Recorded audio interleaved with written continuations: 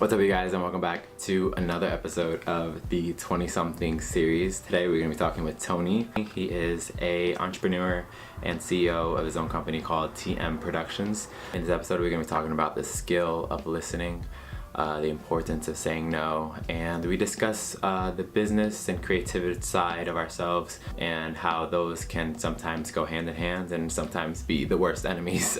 He goes into depth when it comes to his experiences and the advice that he would give for others leading up to where he's been and where he's going right now. So definitely tune in. It's a great episode. But without further ado, I hope you enjoy. All right. Your hair's good. Is my hair good? Yeah, my hair's good. So welcome to the We don't show. look at the cameras, right? No, you don't. Cool. I mean, you can. If you feel it, should you do rules? and you just need to say something, you can totally do it. Break the rules here. I don't care about them. All right. So we'll start with the hardest question. Wow. Describe yourself. Like, who are you? What's your name? Let's start with that. Okay. And describe yourself. Like, what are you into? What's your pursuits right now? Okay, so describe myself. I'm an extremely optimistic, extremely enthusiastic, and extremely social human being. That's awesome, though. Extremely social. That's good. And I would accredit all of those aspects about myself, those characteristics, those traits, to all of everything I've achieved in life. And it's interesting because currently I'm the owner of a digital media production company, and it wasn't the first business I started.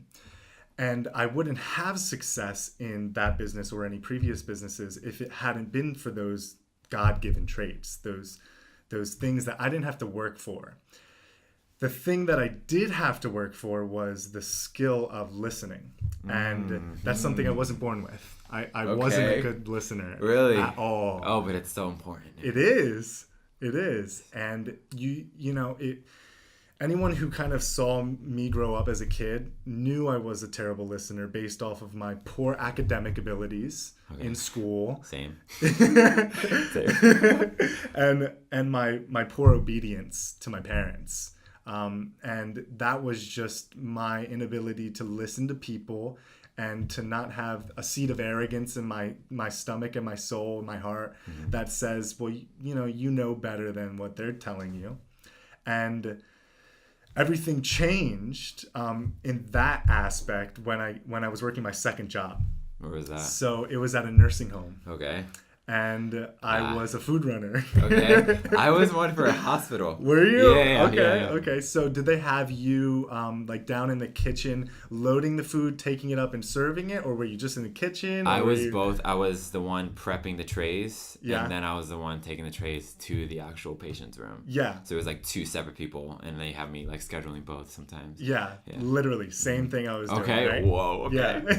That's cool. Okay. Very cool. What did you learn through that experience? But what I learned is, okay, so you know this. This is cool that you know this. Elderly people, they love to talk.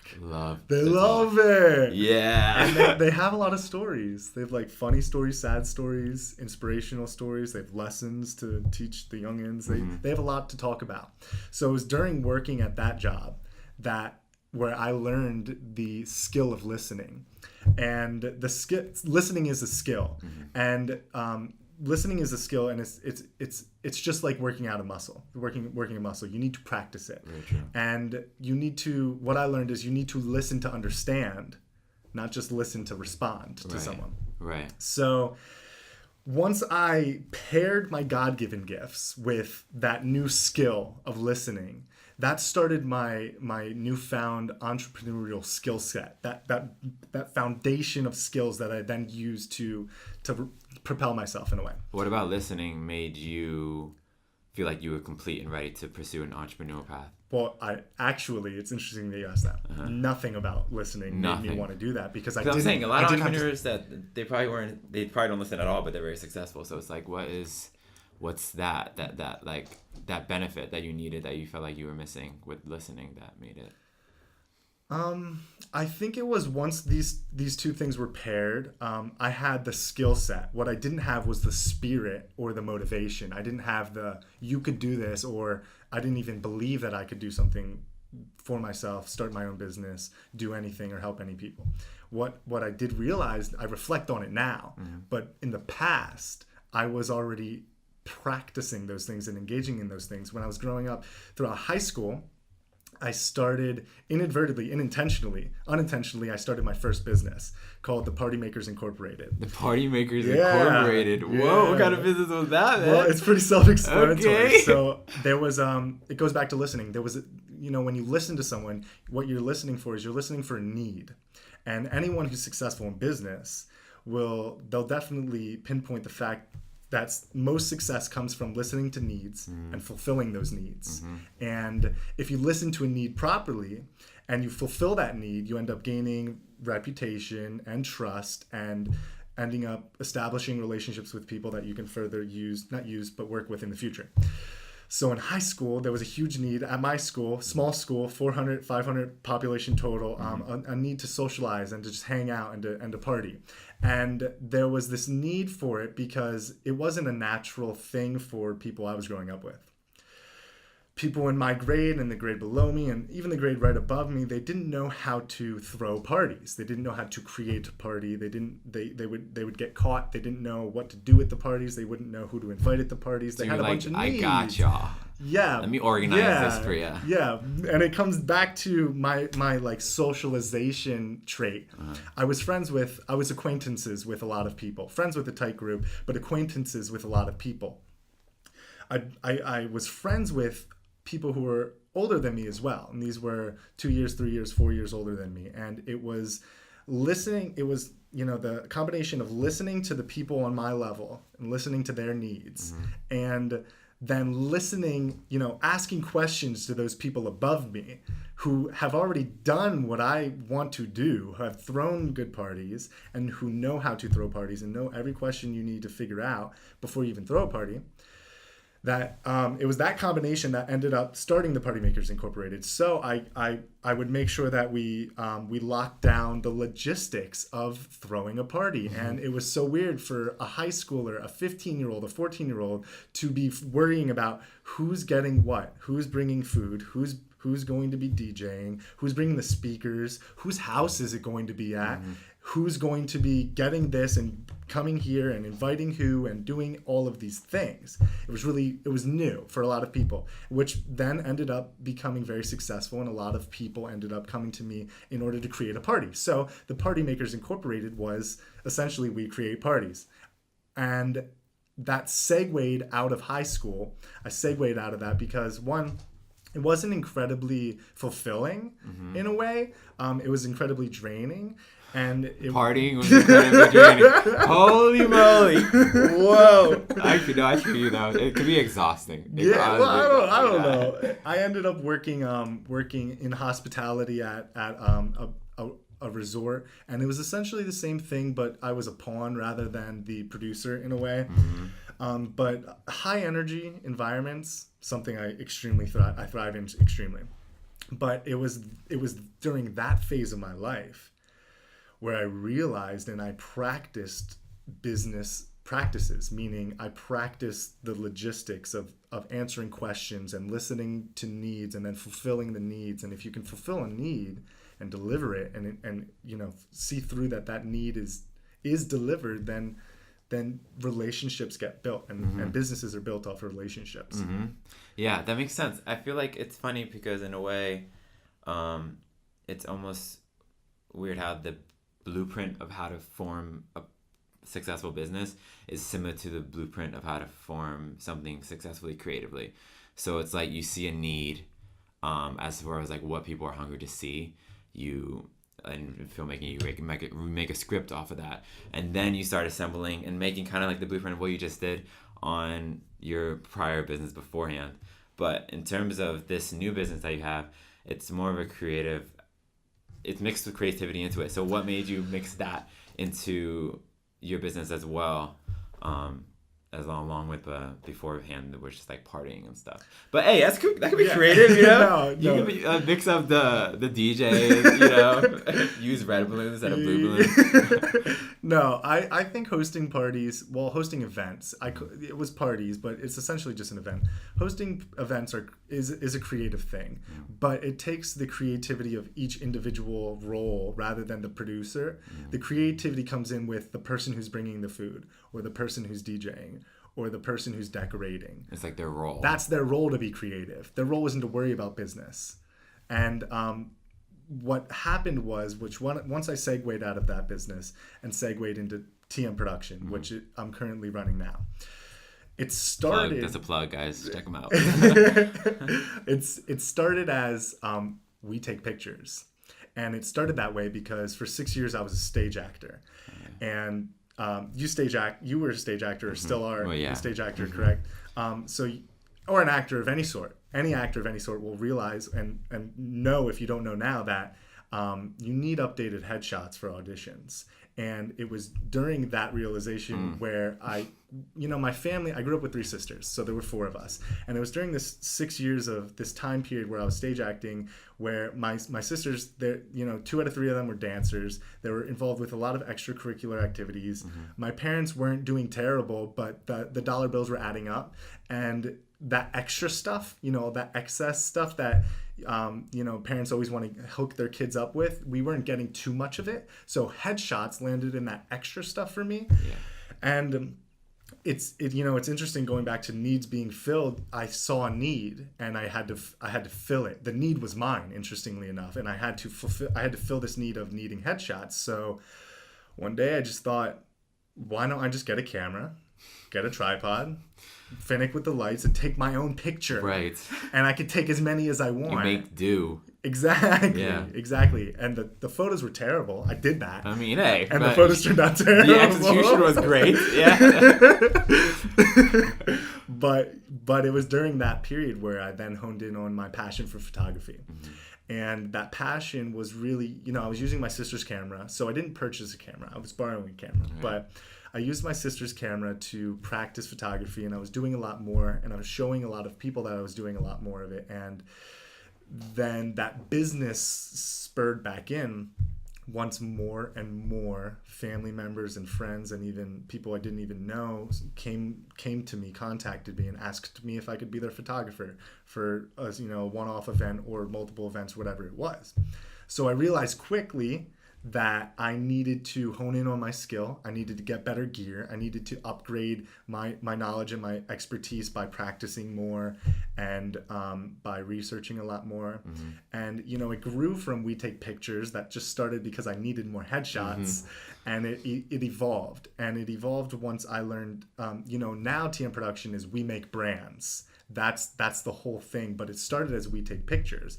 And it segued into we make brands because it was during this past 4 years, and it's only been roughly 4 years since I started TM Production, but it was over this time where then I learned web design, and I only learned web design because I had to create a website for my photography, and it's very simple. Yeah. And it was 2015 or 2016, and I didn't have to learn how to code because there's templates. Yeah. There's Squarespace.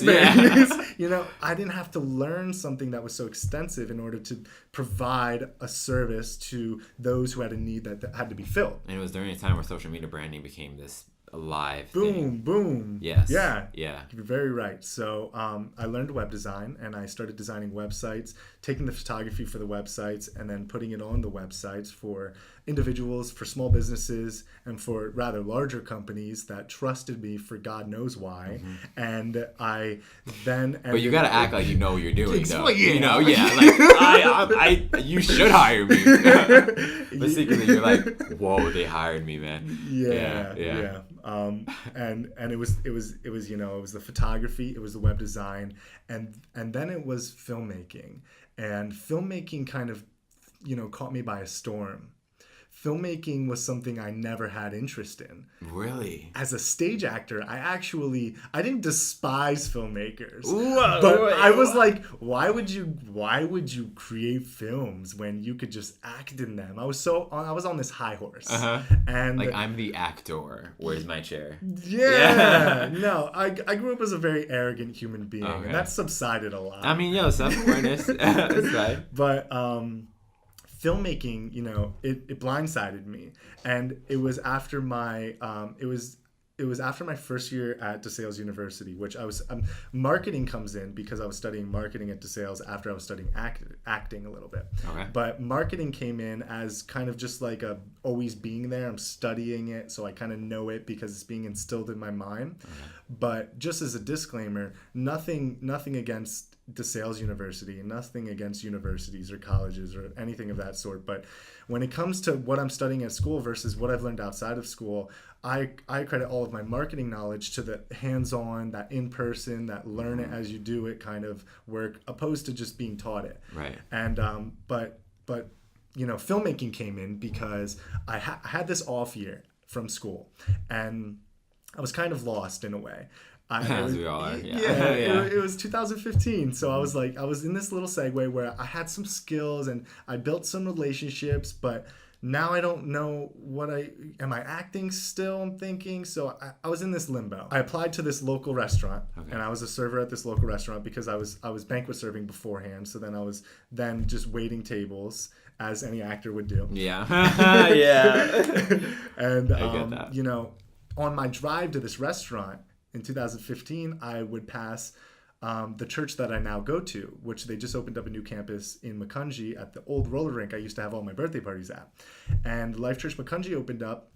I passed it every now and then, and I was very curious about what was going on there. My family started going to Life Church Macungie, and they got replugged in. So Life Church Macungie used to be called Life Church. Mm-hmm. Life Church Ministry, Life Church LV, used to be called Church on the Move. And my family attended this church way back when it was called Church on the Move. I was a child.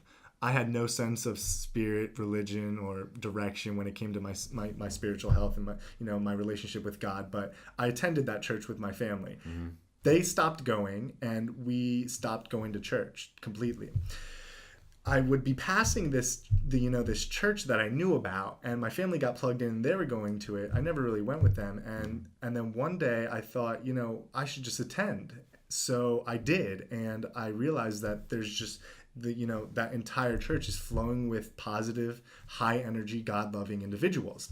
So I started attending their Sunday services, and I believe it was during a creative event where they hosted like an event where people could just come out and get an interest in things and say, hey, I want to get involved in this. It was during one of those events where I was like, yeah, I want to get involved with, if you have any. What happened was I missed acting. Okay. I wasn't acting for a while. Okay. And I expressed that to my family, and I expressed that to my mom specifically, and she went right to the creative director at Life Church, and she said, hey, my son, he's an actor. Do you guys have any acting opportunities? And she was like, heck yeah, we do. And they threw me on the team, and they threw me on their film department. Okay. And it was through this relationship that I built with the members of the film department where I then honed in on my love for filmmaking. Okay. And I was only able to learn that from being behind the scenes. And it was there where I already knew how to work a camera, but I learned how to film with it now rather than just take photos. Right. I knew how to finick with lights, but now I knew how to set up 3-point lighting and to light scenes correctly and dynamically. There was a lot more being poured into me. Right. All in all, there were no acting opportunities. Yeah. I was reeled in there. Yeah. But isn't it heartbreaking, like when you have like a desire for something and it's something that just connects you to like into what you want to do, but then you're not doing it, whether that be business or something creative like acting? Isn't it like just soul crushing a little bit? It is. Mm-hmm. It is. Yeah. And that's what I was experiencing. And if it hadn't have been for my newfound connection with that filmmaking passion through that one involvement, that one connection, then TM Production wouldn't be what it is now. Because now what I've realized is that my purpose is to make films. And my purpose is to create films. Yeah, I can shoot photos. Yeah, I can make websites. Yeah, I can market your business. But take out those three and leave film, and I'm going to thrive. And I'm going to help whomever I'm incorporated with, whoever I'm helping out, whoever's working with me, I'm going to help them thrive. And I don't know what it is, because like I said, I almost despised filmmaking. Yeah. But so at this point, it's like uncharted territory. It doesn't make sense. Yeah. It doesn't make sense. Yeah. But you know, over the past couple of years, I've done a lot of commercial work. I want to do a lot more storytelling, actual filmmaking, independent story type films. Commercial work is my bread and butter, but when it comes down to it, I know how to make a good ad. That's it. That's cool. Great. It's not, in the end, like, it's not fun creatively. Yeah. I want to really make something insane, like mind-boggling, and like move the masses with it. And I'm going to. I'm not just going to. Hey, that's the attitude. I'm going to. There we go. It's not something that I'm just aspiring to achieve one day in the distant. I'm going to. And it's going to happen real quickly too. But that's kind of how everything, where it started and where it is now, it all makes sense. And no one, like I said, I wasn't if it hadn't been for that one job at the Lutheran home, at the nursing home, I wouldn't be where I am now. Yeah. Because, in business, you talked about mixing like business with creative, right? One thing that everyone should know, if they're a creative individual going into business, or if they're a business person who wants to be creative, you cannot let either one of those pillars dictate or control the other in any way, shape, or form. In what way? You can't make films if you're keeping business in mind. And you can't keep business in mind if you want to be a creative, loose-flowing person. It's kind of like that way with music, too. You can't record an album if you're thinking about all of the business things, if you're worried about all these different things. You can't sit down and just... The thing about creative energy and the creative process is... It's effortless. You need to be in silence. You need to have no worry. You need to be clear. It has to be... It just comes. You really need to take one hat off and put another on in order to do the one hat effectively and do the other hat effectively. Otherwise, you're going around in circles, and it's not beneficial for anyone. And you're kind of just like in this circle rabbit hole, and you have a desire to create something, but 2 years, 1 year later, there's nothing actually being created. And that's not a good thing. You don't want to do that. I don't think at all. But I think there's something important to notice on a multifaceted creative person. Like, I think people have this idea of creative people where it's like you're this struggling artist and you're just like working hard but nothing's coming. But you can be an artist and still pursue businesses and format those businesses off of creativity that you have. So it's like you don't need to be one thing and only a little bit of the other, one thing and only a little bit. You can be equally both and equally yoked based off those different things in your mind, I think. But I think it's much more than just one hat. I think if you have another hat, wear the other hat. It's totally fine. Yeah. And I'll even help you with the other one that you don't have on technically. So off that point, if there's anyone listening to this or watching this that they feel like they're that starving artist that can't put on that business hat, they need to realize real quick that they need to figure out fast that they need to befriend someone that has that hat, or kind of figure out how to get that hat. Honestly, like they need to. I mean, otherwise you're like you have to. It's all community. It's all community, or it's all figuring out self-awareness and what you can do. And sometimes you need to decipher. But do you want to spend a year learning how to do that, master that, or do you want to network and find someone who already knows how to master it and tag them along like with you? It's kind of like that when it comes to that, and you have to keep that in mind as well. Yeah. But in terms of, I think people most often relate to failures a lot more than they relate to successes. What has been one big failure? No one wants to talk about this, but what's one big failure that you've encountered or experienced that like really, I think, like really shaped who you are in a way that you think? So one big thing about failure is I've learned that the best way to learn is through failure. Very true. Warren Buffett says the best way to learn is through failure, but it doesn't have to be your fail. You can learn through other people's failures as well. Very true. My failure, however, has been a very communicative failure. So in business, it's extremely important to over communicate with everyone you work with, and especially clientele. My business from 2018 to 2019 and 20 has skyrocketed because my fiance Bryn Weller came on as the communications coordinator. And she's involved with the client from start to finish, where client gets onboarded and I talk to them on a Monday, the 1st, and then we might have a meeting on Friday, the 6th or 7th, and then 2 weeks from then we get the cogs rolling, and then maybe on the 30th we start doing something. You know what I mean? With Bryn, the communication is happening. It's there. The role is being fit, where I'm terrible with follow-up. It's not that I don't want to talk to people. This is a personal apology to everyone who I've never followed up with. Yeah. It's just who I am. Yeah. I can't follow up with people. And it's only because there's so many people that I need to not worry about, but follow up with. And that's just due to the vast foundation of relationships I've built. Right. So Bryn has taken TM Production from a half a six-figure company to a six-figure company, just from getting on board, locking in deals, and getting us signed contracts for 2019 and 2020. And that wouldn't have happened if it hadn't been for her and her contribution. Now, she's an amazing communicator. She's amazing at it. It's just something that my family, we didn't grow up as communicators, and that's where it stems from. Very poor communication is you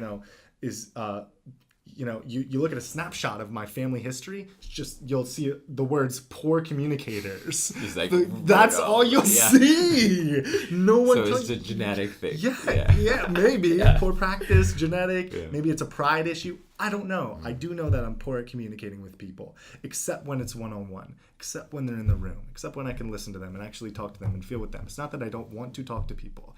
It's that I can't juggle and administer that. Bryn can. So that failure, I have not landed, I would say, close to $50,000 to $100,000 in sales because I just never followed up with people. And that's a lot of money. So it's that's a ruined relationship. Yeah. That's true. Yeah. It's like you leaving.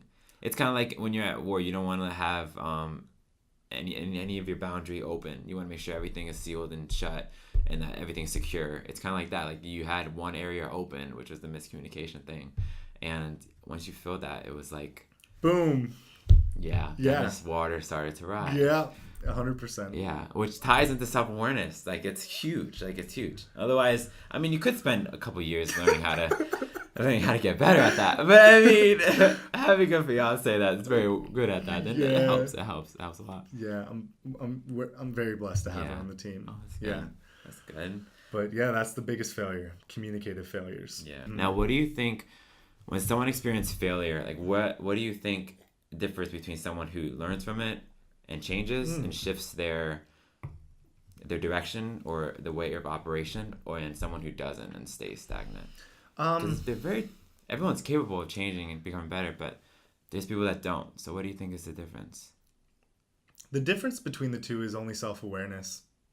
The only ones who will change, who will evaluate, who reflect, evaluate, and then make change are the ones who are self-aware. The ones who are not are in a way, shape, or form living in la la land. Mm-hmm. They don't know what's going on. They don't know when they fail. If you don't know when you fail, how are you supposed to change? Now, I guess there's a middle ground. Very true. There's those who realize they fail because they reflect and they change. There's those who don't realize they fail because they don't reflect and they don't think they're doing anything wrong. And then there's that middle ground where they reflect, they evaluate, they go, okay, I messed that up, but they just don't change. And that change could just be something where it's fear. It's something where that change would involve maybe cutting someone off, maybe cutting something off, maybe changing, maybe waking up earlier. Right. Maybe studying something. Like before, a it could be little bit small more. changes. Small changes, but it's that fear of how will life change, and it could be big changes. It could be leaving jobs. It could be literally taking a risk. The fear of risk is huge. People love security, and it's actually huge in millennials today. People, millennials, it's good for the economy. They're holding on to their jobs because they want job security. It stems down to the fear of change and that fear to risk and be insecure for a little bit just to, improve and to enhance your life. So, the differences between the two is just the fact that it's self-awareness. Yeah. If you're not self-aware, you can't change. It's all self-awareness, guys. That's pretty much it. I think to sum it all up, it's self-awareness. Learn yourself, learn your flaws, learn your weaknesses, and then that'll better serve you and show you how to kind of act in a different way and kind of map out a blueprint for you. At least a starting blueprint, and then you can develop a team. And if you want to pursue something creatively or business-wise or both, like yourself, you can, and it's possible. It's not something that's you don't have a special gene in you that's like only for specific people. Anyone can do it if they really want to do it. So any advice would you want to give to someone on this topic? On pretty much like anything you would want people to know, any heads up, because I like heads up. Yeah. Okay. So advice on the topic of being a creative and wanting to either go in business for yourself. Well, essentially what it comes down to, it's 2019. This is my advice. It's 2019. You need to choose now while you're watching this video. Choose now if you would like to work for yourself or for someone else. Because the longer you work for someone else, the harder it's going to be to work for yourself in the future. Get out now while you can. If you decide to work for yourself, now obviously that doesn't mean like quit tomorrow. Yeah. That means it does not mean quit tomorrow. Yeah. What I it just means, want to say that clearly. What it means is establish what you want. Establish what you're going to do. And some people will say do what you love. Some people will say do what people need. Fulfill a need. If you want to do something that you love, it might not be what someone needs. If you want to, I don't know what, something that's extremely out of style today that isn't needed is travel agents. There could be travel agents that love their job, that like do what they love, but that's something that's essentially due to technology and artificial intelligence, it's just going to go out. So understand that as time goes on, certain needs won't be needs anymore, and just because you love it doesn't mean you should do it, because you have to be smart as well. Correct. You have to know that what you're going to be doing is going to be financially encouraging to your wallet, meaning like it's people going. You're going to be sustained from it, exactly, which ties into listening. Exactly. Yes. But 2019, if you're going to be working for yourself, you need to understand that there's so many avenues that you can take. There's so many avenues you can take. If you're going your dream, which some people just have the goal in the dream to not work for someone and not have a schedule restriction, meaning they can work from home, which, by the way, disclaimer, people call it work from home. I call it live at work. So make sure you differentiate the two. Yeah. Business owners and entrepreneurs, they need to, what I did, in the past 12 months, it took a while. But you need, obviously, like there's the Gary V 16 hours a day working hard, right, entrepreneurial kind of dude. But you need to realize that you're going to be doing that, or you're going to be doing that for a short amount of time, or you're going to be doing the 8-hour day. And if you're doing the 8-hour day, you need to make sure that those excess 2 hours on both ends, or 4 hours on both ends, right, you're not turning into a 12-hour day or a 16-hour day from you work 9 to 5 for yourself. Right. I don't mean to backtrack, but you work 9 to 5 for yourself. But you're answering emails and responding to people and just, doing stuff and listening to people and ignoring the other aspects of your life because you're working for yourself. My advice and encouragement is, if you're going to work for yourself, go gung-ho real fast and work hard and go day in and day out. The one thing that accelerated my growth in 2015 and 16 was saying no, and saying no to socializing. Because that was my weakness. I love socializing. Oh, but it can take so much time. Yeah. I loved it. Oh my God, I want to go out. Yeah, people invite you out so often, you don't want to say no. And then it's also offensive when you say no, because then people think, well, what if they think that I don't want to hang out with them? Right. It doesn't come down to that. It comes to just switching your priorities. Right. And explaining, sometimes it's hard to explain to people because you don't want to put your neck out and, risk yourself and say like, I'm starting my own thing. Yeah. And doing Oh, wait, this you thing. don't want to hang out with me, but you want to voluntarily lock yourself in a room and write? It doesn't make sense to some people. What do you mean? It Yeah. won't make sense to some people. Right. But 2019, if you want to work, you need to decide, like, I'm going to keep working for this person and I'm going to be secure and I'm just going to live that happy life, which is an okay life. Yeah. If you work for yourself, sometimes I fantasize about that kind of life because I've never worked a full-time job. I fantasize about just working for someone and then doing that work for whatever, time period, 9-5 hours a day, and then going home and not and leaving it at the door, and not always worrying about satisfying clients and customers and spending time with my family and focusing on my physical and my emotional and my spiritual health. Like, that stuff I fantasize about, but that's only because it's not as bad now, but it was only because I was neglecting all the other aspects of my life. So I guess the big point here is, once you decide if you want to be working for yourself, working for someone else, or working for yourself, you need to make sure that while you're going gung-ho, there's balance. And you need balance for sanity. Please listen to him, guys. Please. Yeah. Yes, you do need balance, which is something I'm learning now. For sanity. Yes, you do. Gambling's not bad. It's fun. It's that imbalance that turns it into a dangerous act. Right. Social media isn't bad. It's that imbalance, indulging in it that makes it bad and addictive. Right. It's, drinking's not bad. It's that imbalance of that abundance of that abuse of alcohol that ends up ruining your life. Right, the problem. So, you want to make your business your life 24/7. I don't think you'll be happy. You'll be successful, maybe. But it's the happier. Can you sustain that? That's the thing. No, yeah. probably not. Yeah, probably not. It's it's the people who balance the aspects of their lives that end up accomplishing, so much more in every aspect. Starting with health. It starts with health, right. And that you're very physically active, very physically fit. If your health is on point and you make it a point to eat well, to exercise even minimally, your mental health, your confidence, your emotional health, everything skyrockets and bleeds out into everything you're doing. So start with your health, eat right, exercise, and then focus on everything else. And then, outside of, you think about it, you want your financial life to be better. You want your relationship life to be better.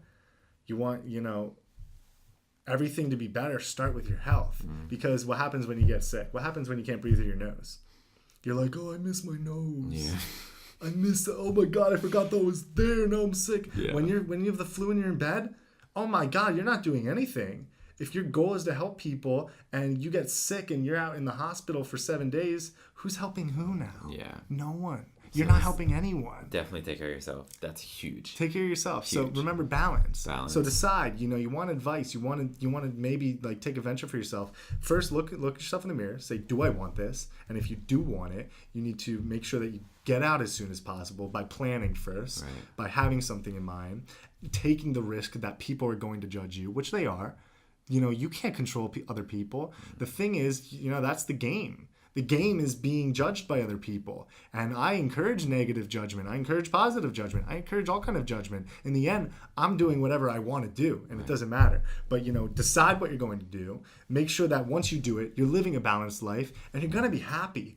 It's going to happen. You're going to be happy if you have balance in your life. So I think execution is huge too. Working effectively, which includes the balance and taking care of yourself, because you can't really work your prime like 100% without those things, I think. Yeah. But then also execution, because if you're not executing, which some people don't know how to execute. Yeah. Some people are terrible at Very execution. important. But yeah, great advice. Oh my gosh. I would highly consider you write a book one day, please. Definitely do that. There's a gentleman. Or an online class or something like that. Okay, maybe in the future. Yeah. If there's enough need for it. Yeah. If people reach out to me, if 10 people reach out to me after watching this and say, please write a book or, program a class, write a curriculum for, a class, I'll do it. That need will be fulfilled for those 10 people. Easy. Where can they find you, actually, social media wise? I'm very active on Instagram. It's my most primary social media outlet. My Instagram username is just my full name, Tony Ellis Martinez, TonyEllis Martinez. I'm on Facebook as well. Facebook, it's interesting because some people use Facebook as a kind of like a semi LinkedIn where they're very professional with Facebook. Yeah. I'm very less professional on Facebook, whereas I'll allow pictures that I won't share, stories and moments and images and media that I won't share on Instagram. I'll share that on Facebook because I feel like it's personal. I only add people I know on Facebook. So if they know me, add me on Facebook. If you don't, follow me on Instagram and DM me, get to know me, and then I'll let you on Facebook. Then I'll accept the But those two main social media outlets and in your production company, what do you guys? Oh, yeah. The production company's Instagram is productionteamtm.com. Oh, also, quick advice. If you're going to lock down, if you're going to start a brand and you're going to lock down a brand, lock down the usernames and the URLs for that immediately, as soon as possible, as fast as you can, because they're going to get taken. They're probably already taken. They're already taken right now. Do it now. If you're trying to start like a cannoli shop in Macungie, PA, and you want to name it Cannoli Macungie, PA, and you go on there and someone already took it, but it's a Macungie in like Texas or something, you're going to end up being cannoli shop in Macungie, PA 123. Yeah, underscore. No one wants to be an underscore. You better save that. Yeah, so lock down your stuff. But Production Team TM social links are Production Team TM at Production Team TM on Instagram, which I brought that up because if this is advice for anyone who has someone who has your Instagram. So if you're starting a brand and you have a URL on Instagram, on Instagram specifically that you want. For example, TM Production is taken. The TM Production, those TM PRODUCTION, that's taken by a company in Indonesia who has posted 3 images from July 1st, 2017 to July 6th, 2017. You can hear the rage. You can just hear it. Yeah. Now, okay, I'm angry, but there's a solution. That's why I'm sharing this. There's a solution. You go through the actual tutorials on YouTube, but you just go through the help of Instagram's help center, and it only really works if you own the company and if you can link a website and if you can show ownership. If you have legal ownership and you have a trademark of the branding or anything like that, Instagram will take an inactive or even sometimes active account down and give you the username if you have that true ownership. So that's what I'm doing in the future. Hopefully I get this done before that company in Indonesia sees this video. Yeah. But you're really just calling yourself out there. Delete this. But Production Team at Production Team TM is the Instagram, and the Facebook page is called TM Production, but that's facebook.com/Production Team TM as well. And the website is www.productionteamtm.com because tmproduction.com is $4,995. So once the capital goes up, I'll be able to purchase that domain. Great. Okay, but until then, check them out there. Exactly. Yeah. Thank you for coming in, man. This was it was great to just hear it. So I can only imagine people just watching it. So thank you. Awesome. Thank you for having me. Yeah.